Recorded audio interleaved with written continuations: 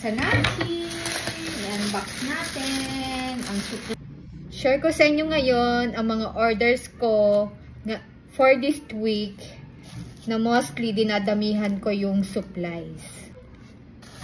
Usually, umorder ako ng plastic coated white mug na quaff kasi masanay akong gamitin siya at saka lapat na lapat yung mga designs sa kanya. Usually, isang box yung in-order ko.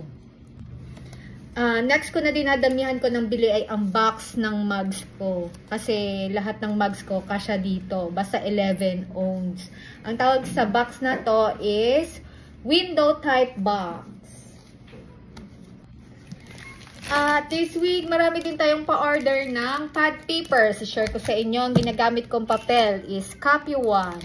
Kasi maputi siya at hindi maitim yung mga papel niya. Bagay na bagay sa mga pad paper.